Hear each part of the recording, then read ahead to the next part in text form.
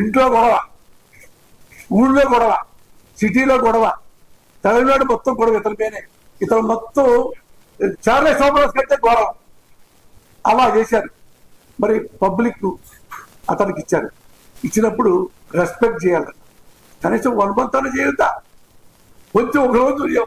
అసలు అతడు గవర్నర్ గారు కూడా ఏమండి అన్నీ వస్తేనే నేను ఇచ్చిస్తాను. ఒకప్పుడు చాలాసార్లు ఈ 10 ఈ 12 ఉన్నాయండి, ముందు ముఖ్యమంత్రి చేస్తాండి, అసెంబ్లీలో చేస్తా అంటే ఇచ్చిన వాళ్ళు ఉన్నారు.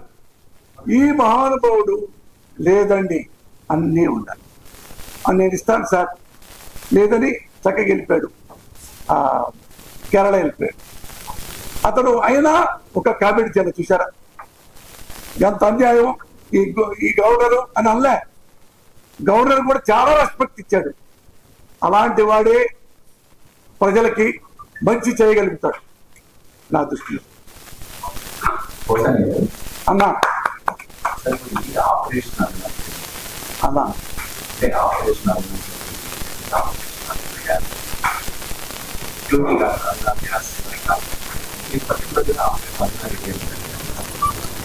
ఎన్టీ రామారావు గారు చౌదరి జస్టిస్ చౌదరిని పెట్టుకున్నారు.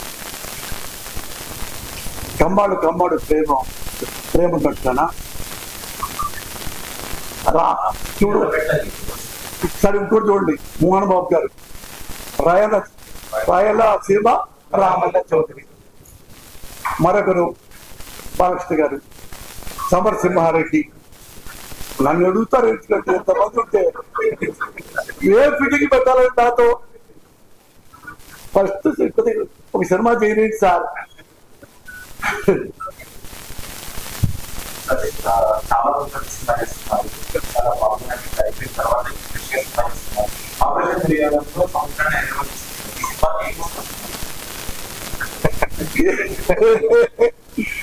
అంటే చేయటం లేదంటే మీకు సినిమాలో అంటే నేను గ్యారెంటీ చెప్తా, రిలీజ్ తర్వాత కూడా చెప్పండి కావాలంటే. ఇది నా జీవితంలో 1 of the best screen play. మీరు చూడొచ్చు, మంచి కథ మీరు చూడొచ్చు. అంటే ముత్యాల ముగ్గుతో నేను పోతాను. ఈ సినిమాలో వచ్చే కిసేయని కానీ, ఒక బూత్ కానీ, ఒక విజువల్ ఆక్వర్డ్నెస్ కానీ, వల్గారిటీ కానీ ఏది కనపడదు. ఒక్కడి కనిపెట్టి తీర్చిన ఆ రోజు నేను సినిమా ఆపేస్తాను. అట్లా క్లియర్గా రాసుకున్నా. అంటే ఎవరికి పరితబంధం వదిలేసుకున్నాం ఏం చేసి శివయ్య ప్రేసరామే స్నేహితులు దాన్ని చేస్తుంటా గాయం అట్లాంటివి. ఎక్కువ నేను ఈ డబుల్ మీనింగ్ మీద నాకు ఇంట్రెస్ట్ లేదు. ఇప్పుడు నాకు కథ స్క్రీన్ పై మీద ఇష్టం. ఇది మెంటల్ కిష్ట బోల్డ్గా ఏం లేదు, కథ లాంటిది. ఎందుకంటే ఇతను బ్యాడ్ అయి ఉంటే తప్ప ఆమె వాటి దగ్గరికి రాదు, మళ్ళీ కలవదు అని చెప్పి చివరికి కుట్టిన తర్వాత పెళ్ళి అయిన తర్వాత చెప్తాడు. మా అబ్బాయి కోసాన్ని మగవాడు కానీ మీరు ఎలా కలవాలని ఈ ప్లాన్ చేశాడమ్మా, వీడితోనే ఫస్ట్ అక్షంతలు వేసుకోండి. అక్కడ ఏడుపు వచ్చింది తర్వాత, అందుకే సినిమా ఆడింది. ఈ నెల ఎండ్ అనుకుంటున్నాము, కానప్పుడు జూన్లో 100% వస్తుంది.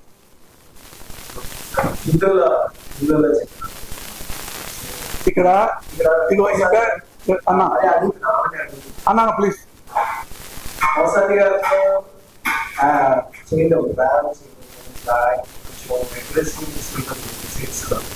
అది మోస్ట్ ఛాలెంజింగ్ ఏమనిపిస్తుంది?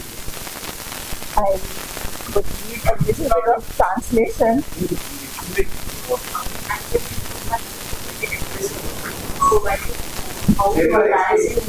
Sir is aggressive. నేను తెలుగులో ట్రాన్స్లేట్ చేస్తాను. ఓసారి గుండా, రౌడీ, టప్పు, టిఫు నువ్వు ఎలా బతికొచ్చావు, ఇది ట్రాన్స్లేషన్ చెప్పు. First of all, thanks to each and every one of you present in this room today. thanks to the media family and my respected seniors. I will definitely answer this question. I think इस movie में मैंने सिर्फ sir से acting ही नहीं, discipline, dedication and different aspects of cinema मैंने सीखा. And honestly मैं पहले बहुत नर्वस थी क्योंकि मैं सर के साथ काम कर रही थी, क्योंकि सर एक जाने माने एक्टर है, is a very respected actor. तो जब मैं सर से मिली एंड सर ने मुझे ऑपरेशन अरुणा रेड्डी के बारे में मेंशन किया, तो ये जो कैरेक्टर है ना Aruna Reddy, I immediately fail in love with Aruna Reddy. मुझे लगता है Aruna is a powerful woman, Aruna is sensitive yet emotionally balanced, and आज के डेट पे अरुणा जैसी लड़की सोसाइटी में और भी ज्यादा होनी चाहिए. सर ने मुझे इतने अच्छे तरीके से समझाया इस कैरेक्टर के बारे में, एंड एवरी डे मुझे इनसे सीखने को मिला. And he was so polite. कभी कभी जैसे तेलुगु मेरी मैं इतना बोल सकती हूँ कि ना पेरू हिंडोला నేను ऑपरेशन अरुणा रेड्डी फिल्म लो हीरोइन చేశాను. बस यही मेरी तेलुगु है. तो सर ने बहुत पेशेंस से मुझे हर एक डायलॉग एक्सप्लेन किया, सर ने बताया, समझाया. फिर मैं उस फील, वो कैरेक्टर की फील लेके फिर मैंने एक्शन किया, अपनी डायलॉग डिलीवरी किया. And it's definitely a team work. Thanks to each and every one involve in this film. Sir के बारे में मैं क्या बोलूँ, आप मुझे पूछेंगे तो मैं यही बोलूंगी, I have never work with such a great human. यही बोलूँ. First of all congratulations. So యాక్చువల్గా ఈ గురించి ఏం చెప్తారు, అలానే ఇప్పుడు ఒకసారి 2.0 అనుకోవచ్చా మేము సినిమాలో కంబ్యాక్? అన్న నేను ఏమనుకున్నానంటే ఫస్ట్ లో ఓ మాట ఉందో అనుకున్నా, మర్చిపోయా. మీరు చెప్పారు కాబట్టి నేను చెప్తున్నా. ఇది నేను కొన్నాళ్ళ లేట్ అయిన తర్వాత ఈ సినిమా చేస్తున్నాను. ఎందుకంటే తెలుసు కదా, మీరు మధ్యలో గ్యాప్ 2-3 ఏళ్ళు పాలిటిక్స్ అవి చేసుకున్నాను. మీకు దాచుకునేది ఏం లేదు. ఇప్పుడు సినిమాలు చేస్తున్నాను, ఇది ఫస్ట్ది. అందుకని మీ అందరూ జర్నలిస్టులు నాకు హెల్ప్ చేయండి, నన్ను ఆశీర్వదించండి. నాకు ఎంత హెల్ప్ చేస్తే నేను ఇంకా మంచి కథలు, మంచి సినిమాలు నేను చేస్తాను. మీ బ్లెస్సింగే కావాలి నాకు. నన్ను ఎన్నన్నా సినిమా గురించే మాట్లాడతా, మీరు తిట్టినా సినిమా గురించే మాట్లాడతా. అందుకని దయచేసి నాకు హెల్ప్ చేయండి. ఈ సినిమాకి అన్ని సినిమాలు చేయండి, ఎందుకంటే మంచి సినిమా చేసినంతకాలం నాకు బ్లెస్సింగ్ ఇవ్వండి అన్న. అదే నేను రిక్వెస్ట్.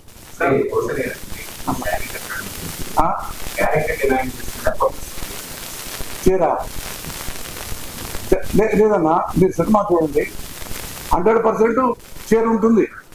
అంటే ఎట్లానే జడ్జి అడుగుతాడు సినిమాలో, శారీ కట్టుకొస్తుంటాడు. ఎందుకంటే ఏమండి మీరు సాధిస్తా? కాదండి, నేను మానవతావాదిని అన్న. చీర ఏంటి, చీర ఎందుకు పెట్టుకొచ్చారు మీరు? సార్ ఎప్పుడన్నా మీరు ఐటీ కంపెనీస్ ఉంటాయి కదండి, లంచ్ టైంలో చూడండి సార్, లేడీస్ అంతా బయటకు వస్తారు, అందరూ చొక్కా ప్యాంట్ వేసుకుని ఉంటారు.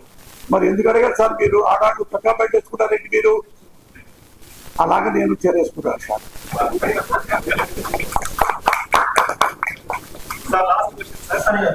అన్న సార్ ఇప్పుడు హిందీ కదా, సో తెలుగులో తీసుకోలేదు అంటే మన తెలుగు తీసుకొని ఉంటే మీరు సినిమా ద్వారా ఇవ్వాల్సిన మెసేజ్ ఇంకా ఈజీగా ఉండేది కదా అని మీకు అనిపించలేదు? అంటే వాళ్ళకి సీన్స్ ఎక్స్ప్లెయిన్ చేయడం కానీ మీ మనసులో ఉన్న ఉద్దేశాన్ని ఆడియన్స్ మీకు కరెక్ట్ గా ఇంజెక్ట్ చేయడం అనేది, సో లాంగ్వేజ్ పరంగా ఇంకా ఈజీగా. అంటే నేను మీరు చెప్పినట్టుగా 2-3 అమ్మాయిల్ని ఆఫీస్ పిలిచి చెప్పారు. ఒక పేరు చెప్పకూడదుగా, అది వాళ్ళు చెప్తే మీకు ఎప్పుడు చెప్పి చెప్పొచ్చు.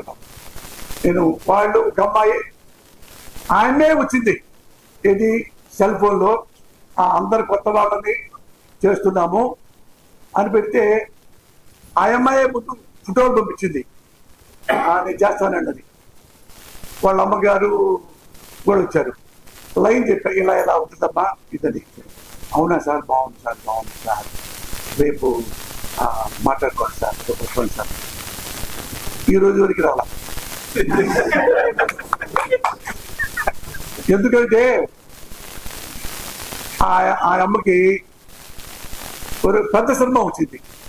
పెద్ద సినిమా అంటే ఆ హీరోయిన్ కాదు, పెద్ద హీరో సినిమా వచ్చింది. పెద్ద హీరో సినిమాలో 3-4 సీన్లు ఉంటాయి.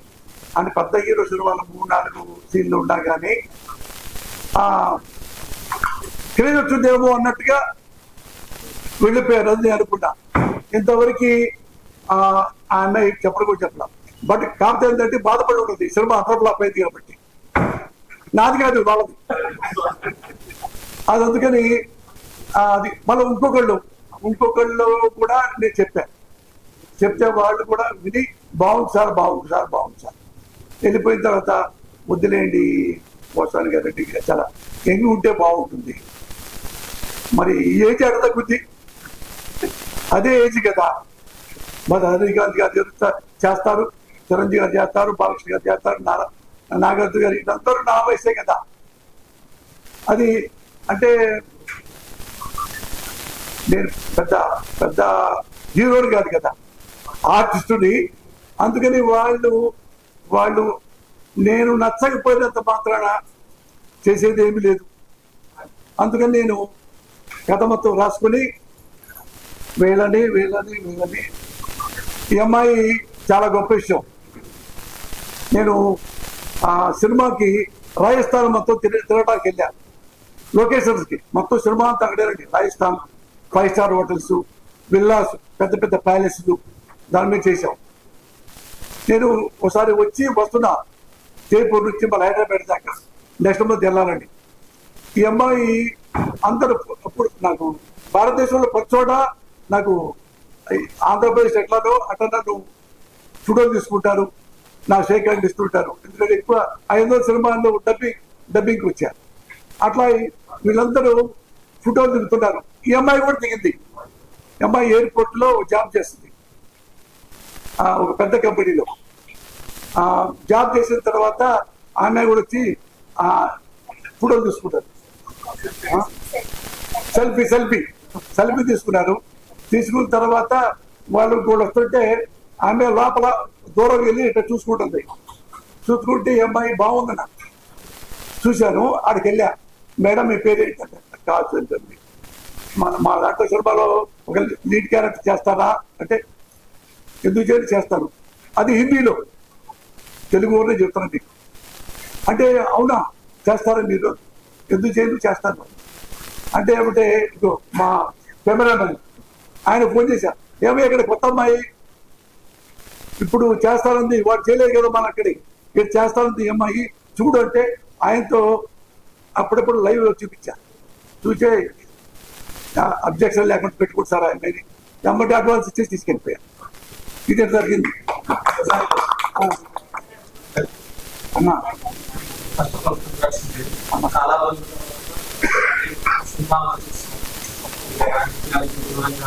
మళ్ళీ కాంటాక్ట్ ఇచ్చారని అంటే మెంటల్ కృష్ణ సినిమా తీసేటప్పుడు నేనే డైరెక్ట్ చేశాను. ప్రొడ్యూసర్ గారు నేనే చెప్పాను. ఏం చెప్పారంటే అప్పట్లో మెంటల్ కృష్ణ సినిమా తీసేటప్పుడు చాలా మందిని కలవడం జరిగింది, కృష్ణ గారిని కూడా కలవడం జరిగింది, మందకృష్ణ మాధగారిని ఆయన కూడా కలవడం జరిగింది, తర్వాత ఇలా కొంతమందిని కలవడం జరిగింది. అయితే ఆ సినిమా తర్వాత కూడా మీకు ట్యాగ్ లైన్ వచ్చేసింది, మెంటల్ కృష్ణ అని చెప్పి ఒక ట్యాగ్ లైన్ వచ్చేసింది. ఈ సినిమా తర్వాత ఏమన్నా ట్యాగ్ లైన్ వస్తుందా కదా, మారుతుందా లేదా? అంటే చాలా మంది అనుకుంటారు నేనేమో అంటుంటారు కదా, నేనేమో